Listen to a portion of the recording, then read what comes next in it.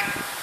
So this bird's the same size as a buzzard, and of course more in the air than a cloud, but her feet are 3 or 4 times bigger than our buzzards and kites. Our buzzards and kites have tiny little feet.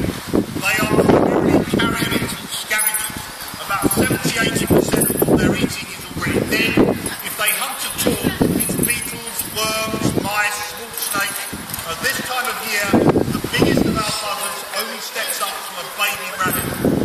This bird is the same size, but because her feet are so much bigger, she can pull down a full-grown brown hare. Okay, I'm going to start by popping her into the magnolia tree. People ask me what the bells are for, and the easiest way to show you is to put her into cover. If you're hunting with her friend, she will very quickly disappear and you lose her if you couldn't hear her.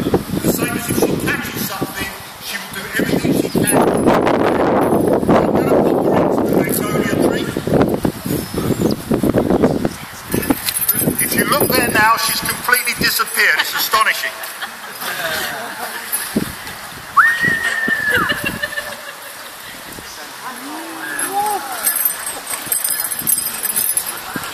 Now this bird is a very heavy bird.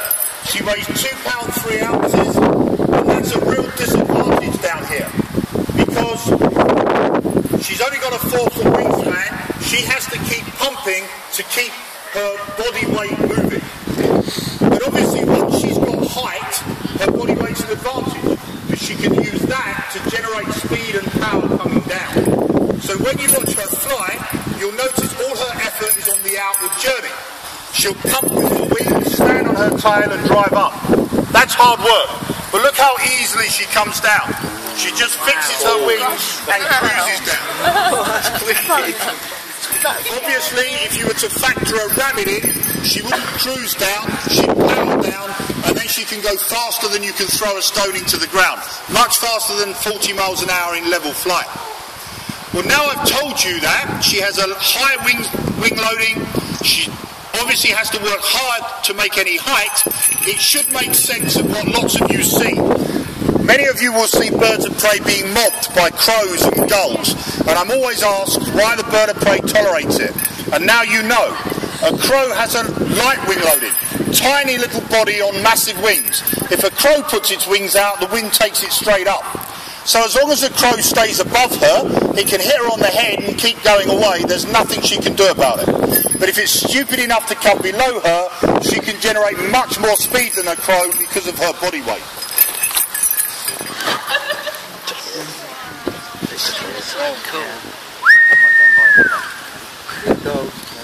Oh.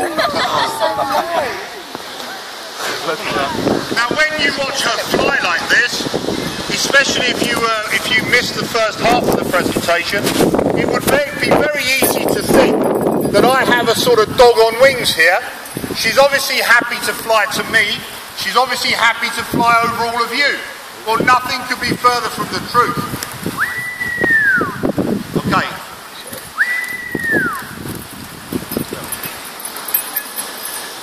Do not be fooled into thinking that this bird is anything other than a wild bird of prey.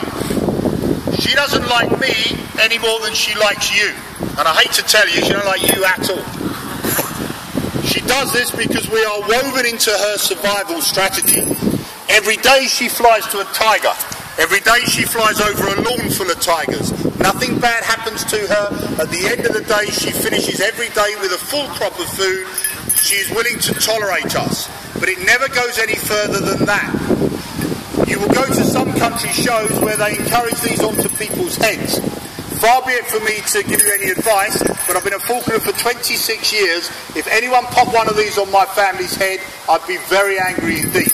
She could never be trusted like that. She catches 50 head of quarry every year. She doesn't need me.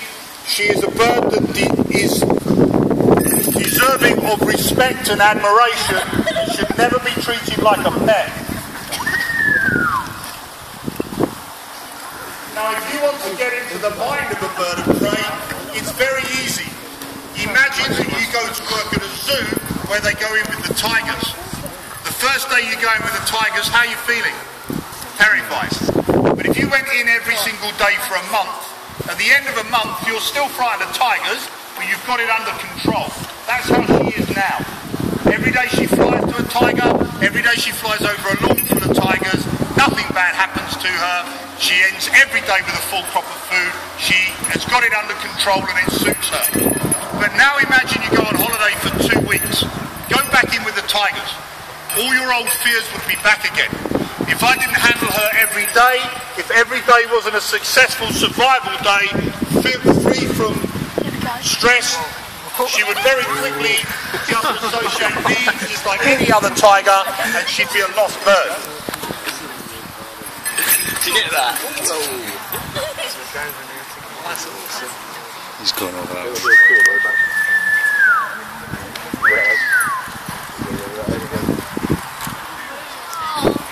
Now every time I put my hand out and whistle, she gets a piece of food. That is my contract with her. She doesn't come because she likes me, she doesn't come because she wants me to like her, she comes because it suits her survival strategy. If I put my hand out and whistle, she would come to me regardless. I hunt with her through dense woodland. Most of the time she can't see me at all. But if I put my hand out and whistled, and I didn't have any food in my fist, I've just conned her, she wouldn't come again. It would take me months, possibly years, to get her to trust me enough ever to come again. So every time I put my hand out and whistle, she gets a piece of food, so she's slowly becoming fed up.